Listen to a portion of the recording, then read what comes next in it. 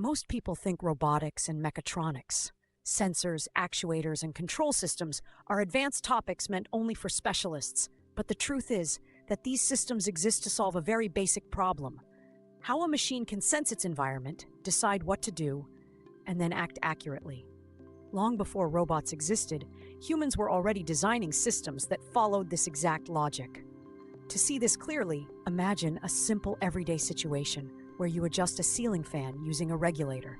You sense the room temperature, decide the fan is too slow or too fast, adjust the control, and the fan speed changes.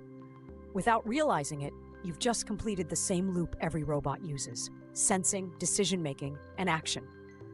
What's actually happening here is simple.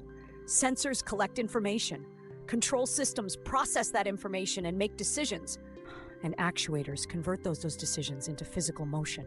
A temperature sensor measures heat, a controller decides whether adjustment is needed, and a motor changes speed. This closed-loop interaction is the foundation of all mechatronic and robotic systems. This same logic operates at an industrial scale. Robotic arms use sensors to detect position, controllers to calculate precise movements, and actuators to move joints accurately. Automated production lines, drones, self-balancing robots, and medical robots all rely on this same structure. Only the complexity changes, not the core idea.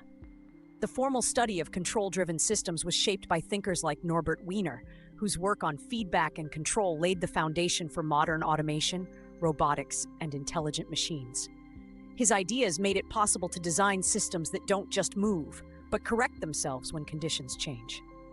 Now that you understand the intuition behind sensors, actuators, and control systems, the next natural step is to explore feedback, PID control, and real robotic examples, where we learn how machines maintain stability, accuracy, and reliability. And that's exactly what we'll break down in the next episode.